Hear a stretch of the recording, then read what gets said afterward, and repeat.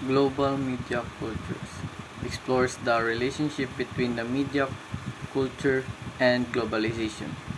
The course approaches past and current challenges concerning international communication and explores and problematizes the power of media representation. Inspired by the global turn in the humanities and social science, the history of global media has developed into burgeoning interdisciplinary field in recent years. Now integrates a wide spectrum of diverse approaches and disciplines, ranging from media and communication studies over political science to history. Global media history means three things in the context.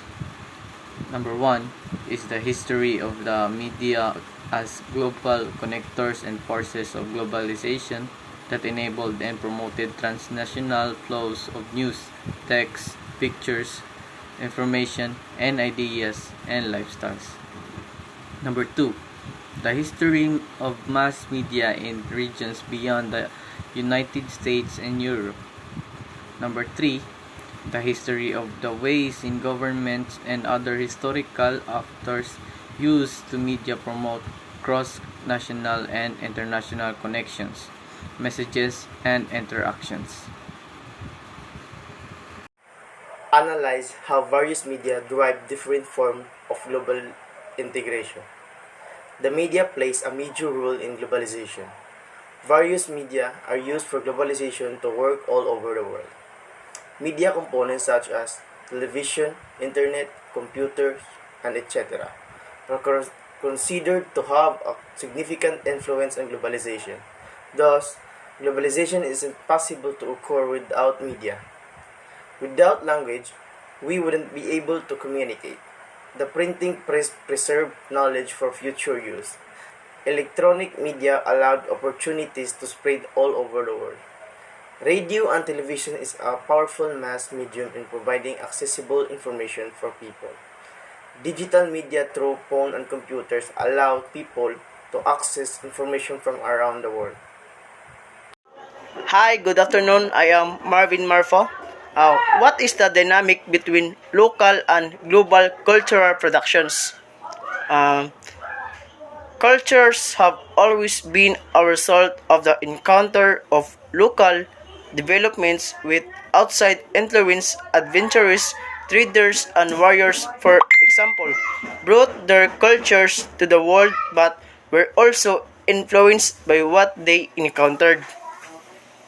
Only post-World War II we saw the spread of a kind of global cultures increasingly competing with and replacing parts of local cultures.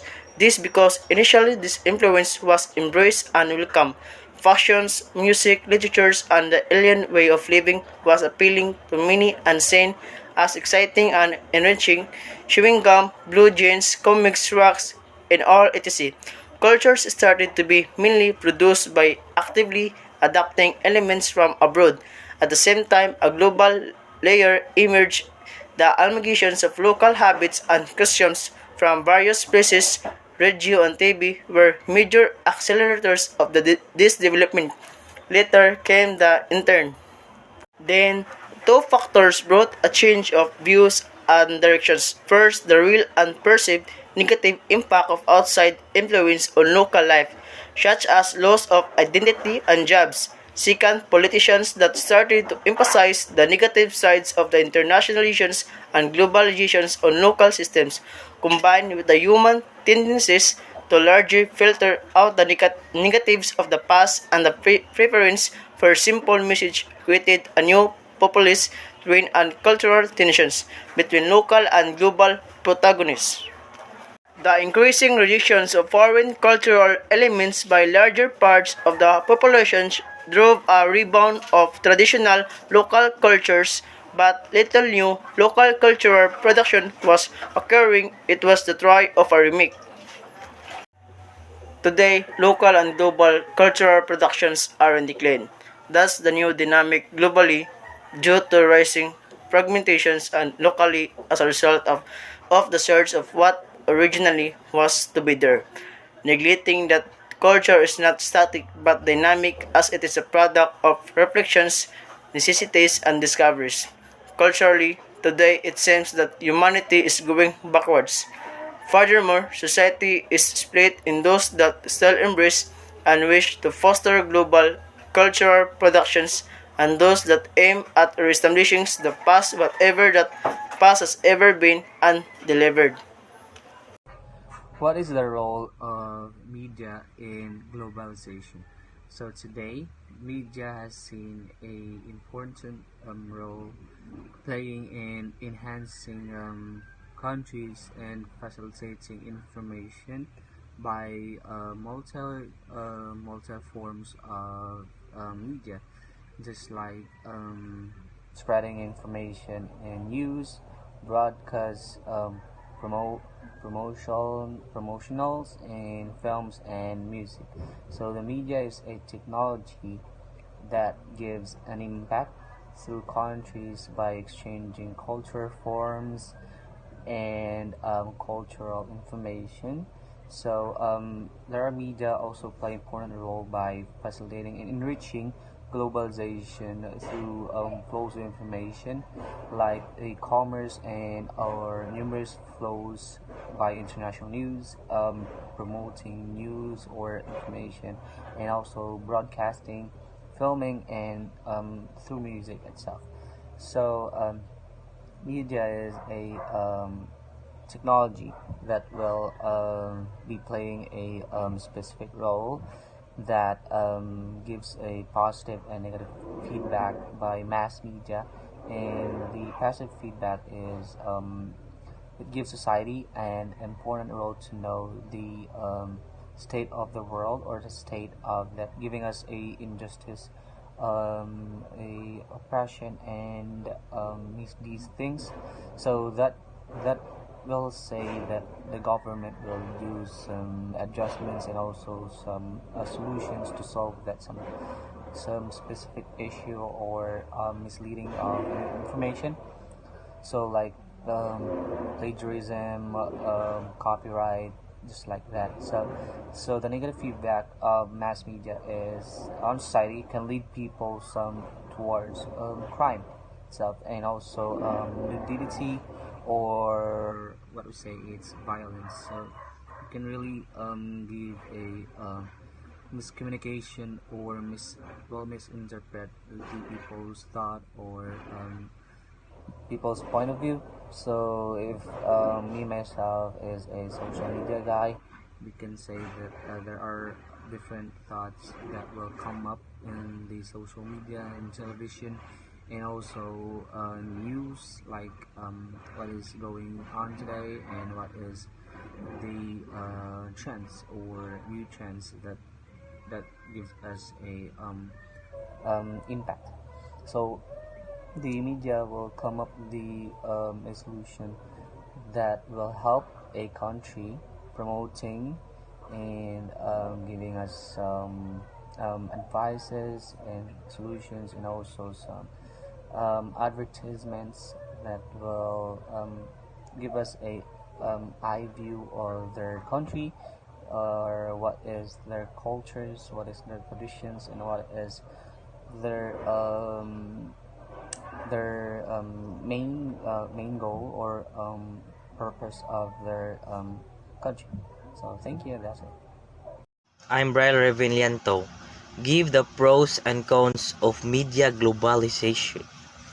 So globalization, it is a process by which or other organizations develop international trade, investment, and information, technology, and of cultures.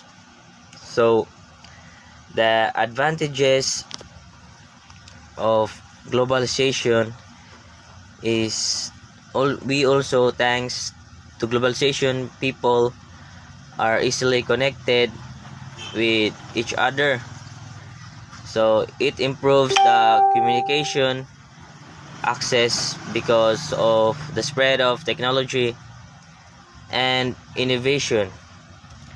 It also makes our world united for instance, the struggling countries will surely receive a support so that we can achieve or desire for a better prosperous life.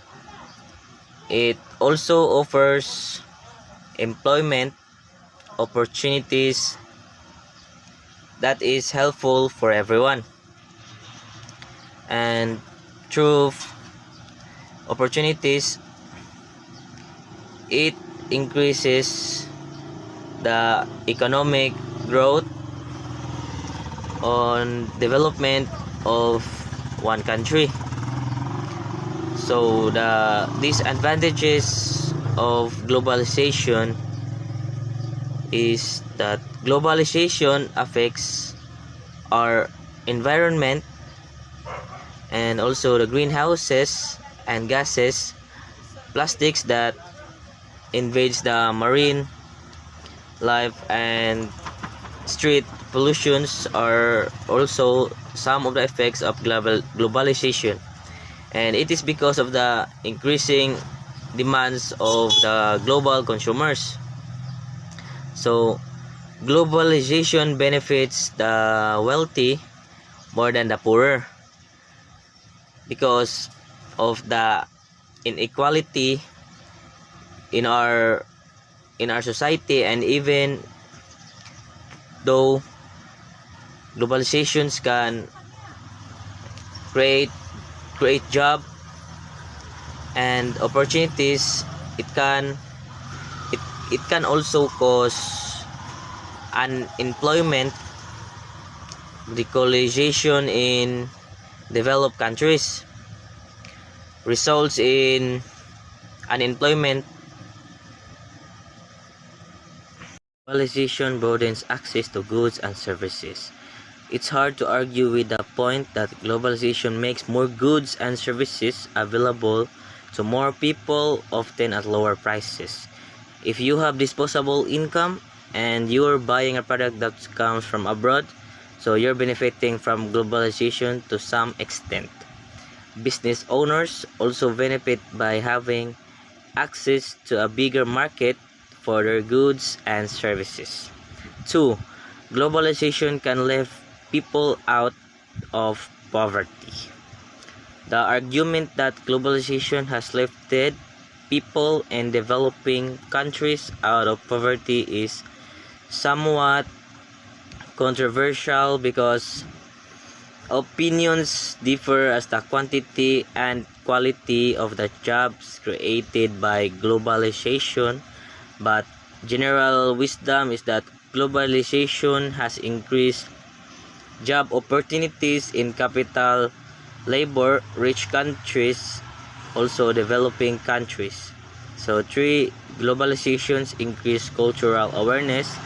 Globalization's defenders say it has increases cultural understanding and sharing. A globalized society boosts the rate of people are exposed to the culture, attitudes, and values of people in other countries.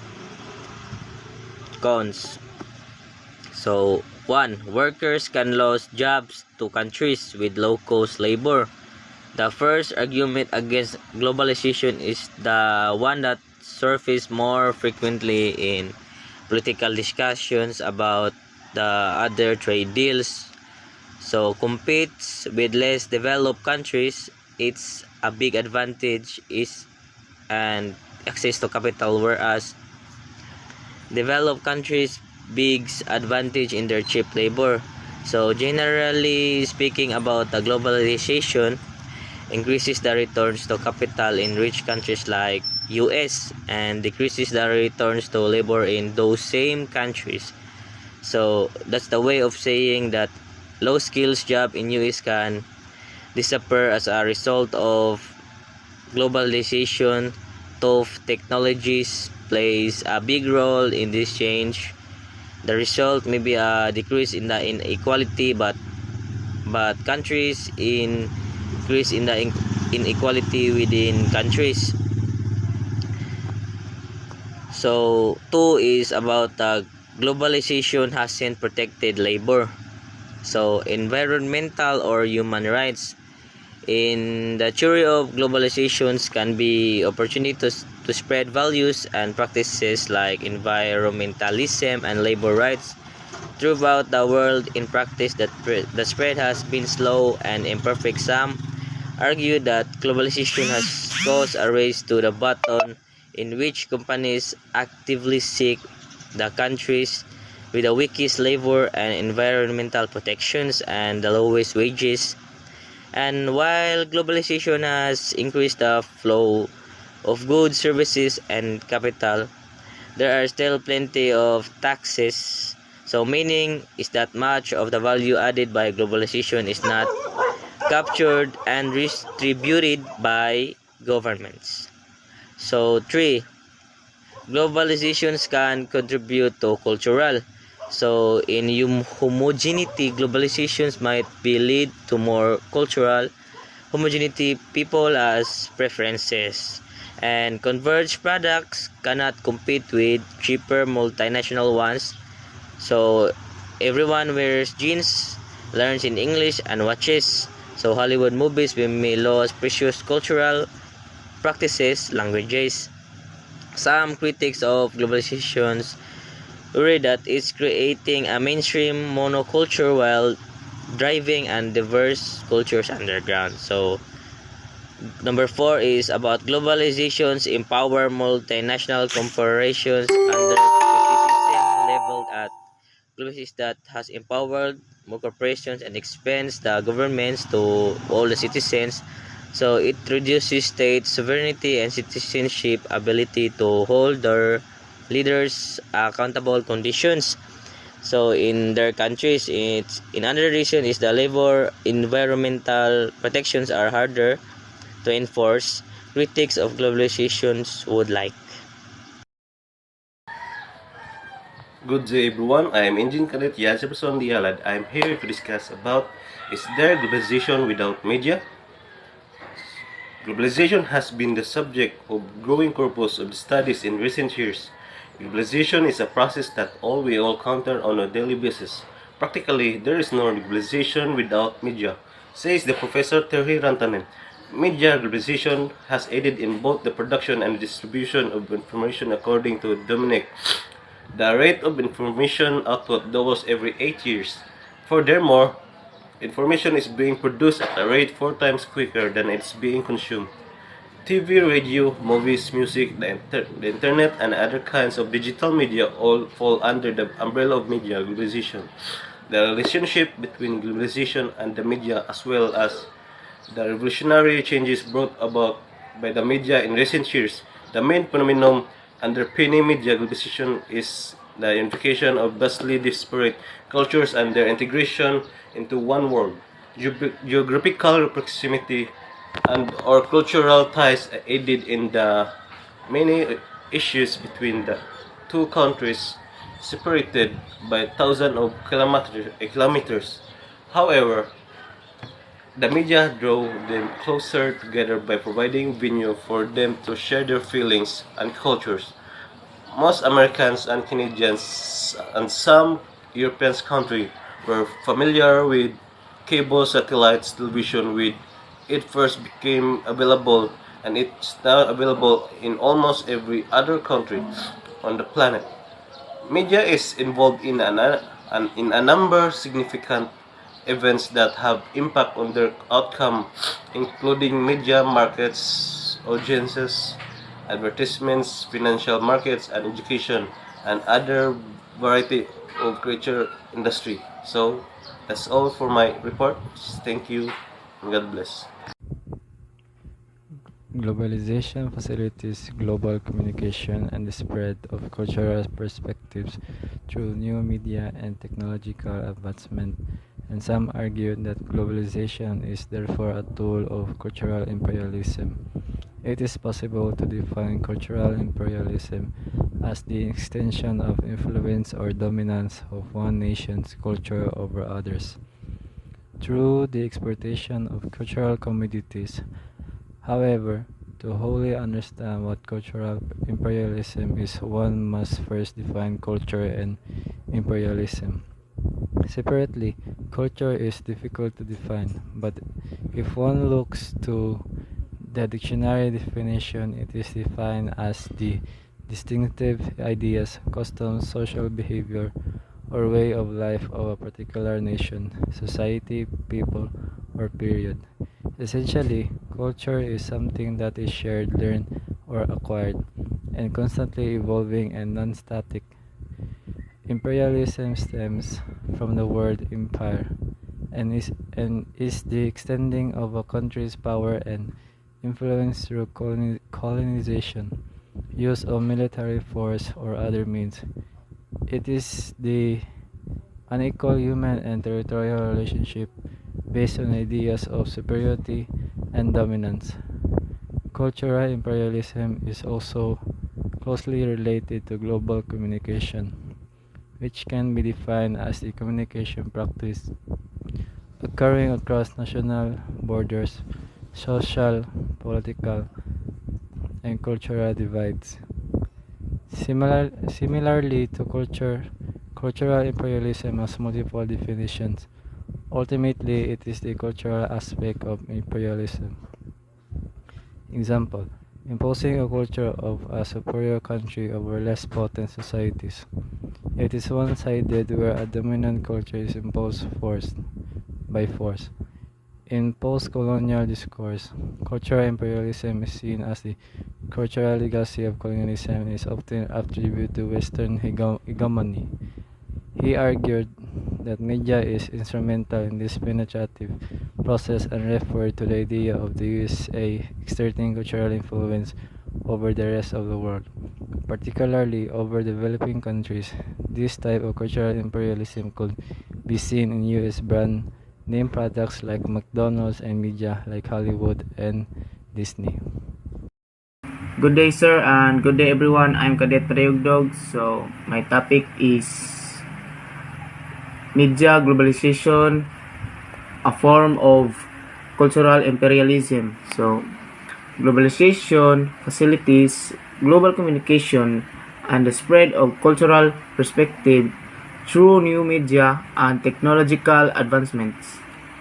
And some argue that globalization is therefore a form of cultural imperialism. So the advancement of social media is a big factor because the communication is present in social media that binds people whatever ideology that arises with the communication. As part of my report is one basic globalization through communication gives some point of view to gain knowledge back and forth. In addition, why is it cultural imperialism? Because globalization is a form of cultural imperialism.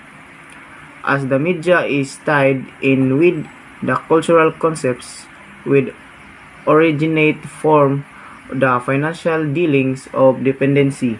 So, cultural imperialism is also a highly debated concept. Refers to how an ideology or a way of life is exported from one country to another through movement of cultural goods. And a major driver of cultural imperialism in the era of globalization are large corporations, many of whom have their base in United States. So, how is media and cultural differ from another is that cultural imperialism. So, it is promotion and imposition of political power culture over a less power nation, while media imperialism it is the over concentration of mass media from larger nations, so negatively affecting less power nations. One of cultural imperialism is the rise and spread of the Roman Empire. Provides some of the earliest examples of cultural imperialism in the history of Western civilization and highlights both negative and positive aspects of the phenomenon. Thank you.